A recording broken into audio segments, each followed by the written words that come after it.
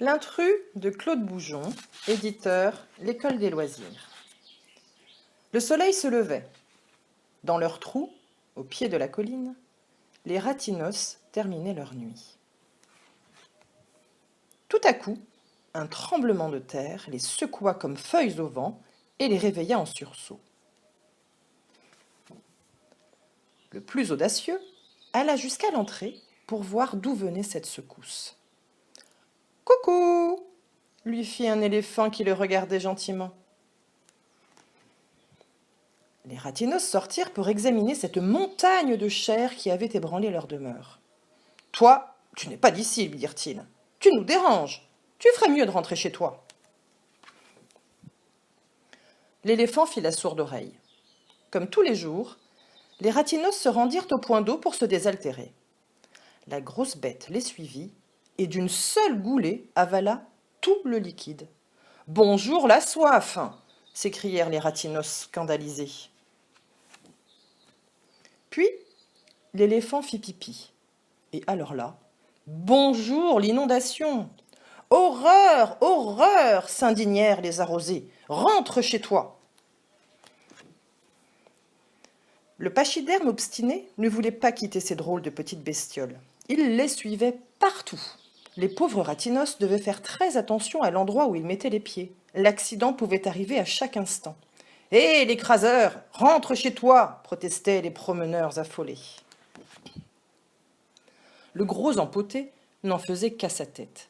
Il n'avait pas du tout l'intention de partir. Bien au contraire, il observait les ratinos de plus en plus près. Et quand il souleva de terre un membre de la tribu pour compter les poils de sa moustache, bonjour le vertige pour l'acrobate involontaire. Pire encore, l'animal, qui se bouchait les oreilles aux plaintes des ratinos, les ouvrait toutes grandes pour écouter leurs conversations privées. « Bonjour l'indiscrétion !» lui criaient les espionnés.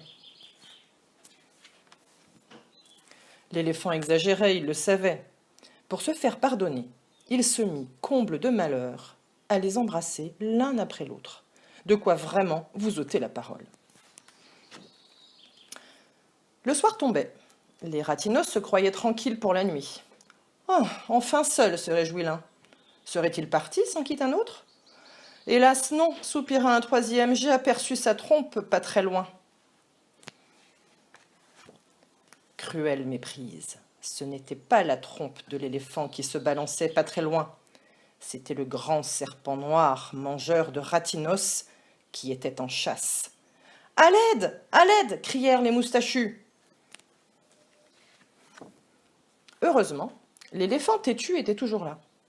Il entendit leur appel désespéré et se précipita à leur secours. « Patouche !» s'écria-t-il en sautant sur le reptile affamé. Il sauta si fort et si longtemps que les ratinos purent, de leur vieil ennemi, faire un grand tapis pour jouer aux cartes dessus quand il pleut. Depuis ce jour, les ratinos ne demandent plus à l'éléphant de s'en aller. Il a, pense-t-il, gagné le droit de vivre à côté d'eux. Et c'est bien ainsi, car on a parfois besoin d'un plus gros que soi.